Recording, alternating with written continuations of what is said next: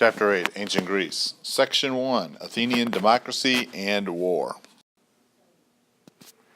After the Persian Wars, a man named Pericles came to power in Athens. This was around 460 BC. He remained a leader for 31 years in Athens. And his rule was so important that this period of time is oftentimes called the Age of Pericles. Pericles had three goals for Athens. First, strengthen democracy. Second, expand the Athenian Empire. And third, beautifying Athens. We'll first start with strengthening democracy in Athens. Pericles believed that everyone was equal before the law. He wanted to see that change of balance of power between rich and poor. Even though Pericles was a rich man, he came from a wealthy family, he believed the rich had too much power. Also, when it comes to public service, he felt like you didn't have to be a wealthy person to do public service, but public service depends on your actual abilities as an individual, not on your class or wealth. He also wanted to change the citizenship requirements. Now, for a long time in Athens, you had to have to be a citizen, you had to be a free male over the age of 18 and the son of an Athenian father. However, he changed it so that to be a citizen, you had to have both your parents born in Athens. Now, this was to discourage wealthy Athenians from forming bonds with other wealthy families from other city-states. And finally, he started to pay public officials so that even poor citizens could participate in the government. It wasn't just the wealthy people who didn't have to work because they had money. Now, poor citizens who may need money to survive can get paid to be a public servant. Now, the form of government practiced in Athens was called direct democracy. Now, this means that all citizens participated in the running of the government. So Athenian citizens could, for example, propose a new law and vote directly on those laws. Now, this is slightly different than the democracy that we're used to in the United States, because in the United States, we have a representative democracy, meaning we elect people to represent us in government to vote on laws.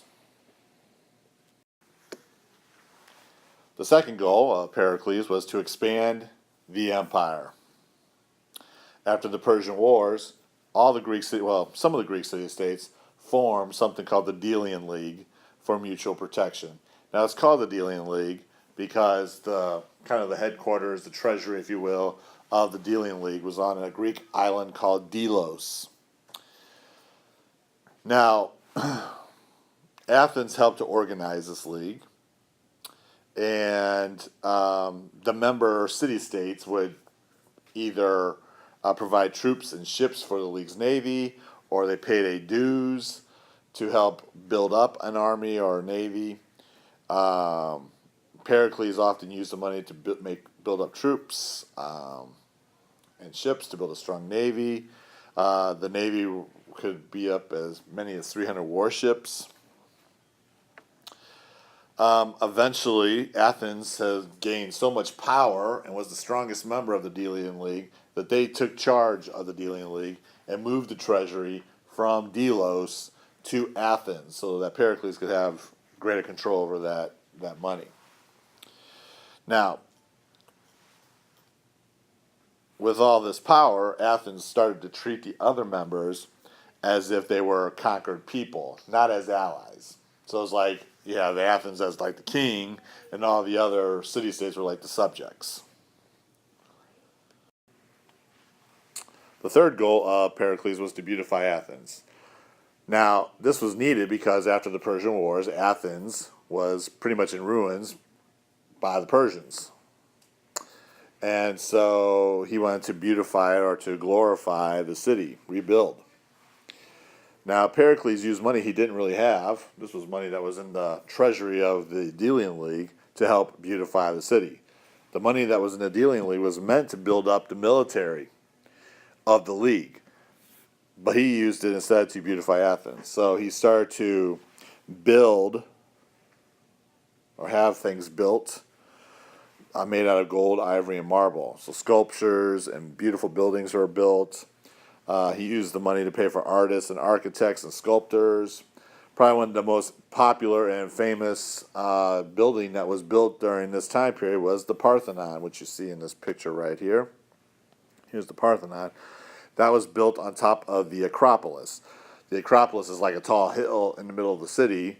If you translate Acropolis, it means high city. Polis meaning city, acro meaning high.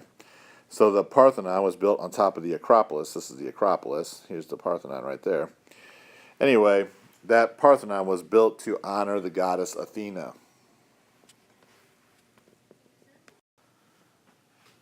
Now, there were some really big differences between some of the city-states. For example, Athens and Sparta. We've talked about those differences before. But several factors will lead to a war between Sparta and Athens. Many of the city-states feared Athens because of all this power they've accumulated. Athens became a naval power, thanks to Pericles, and many of the city-states did not like this. Also, other city-states resented the fact that Athens spent the money of the Delian League to beautify its city, when that money was meant to help protect all the city-states. So some of the city-states try to break away from the Delian League, and Pericles, not happy about this, punished those city-states. Sparta will head a new league of city-states called the Peloponnesian League, and they were basically there to stand up to the power of Athens. And so a war will be declared in 431 BC. Sparta will declare war on Athens, and you have the start of the Peloponnesian War. There were some big advantages for both sides. Sparta had a better land-based military, as we've talked before, and Athenians had a better navy.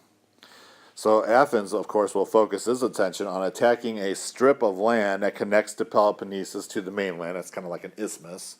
In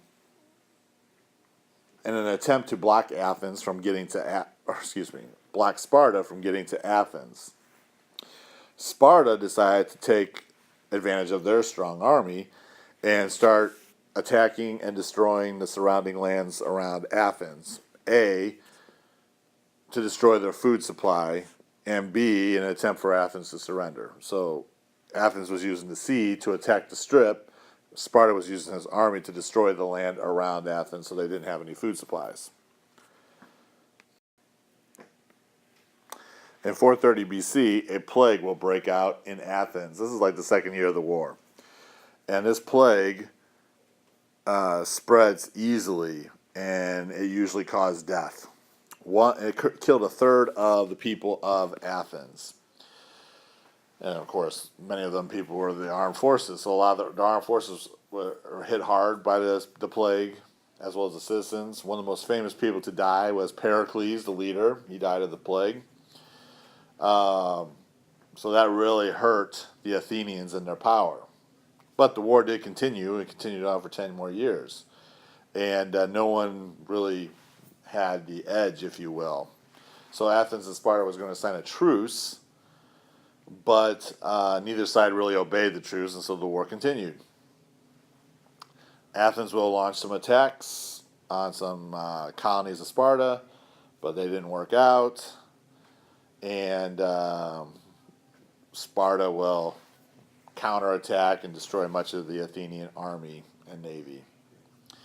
Sparta will attack Athens again in 411, and this time the Spartans had help from none other than the Persians. It seems like an odd couple there, but with the help of the Persians, Sparta was able to defeat and destroy Athens, and that ended the war in 404 BC.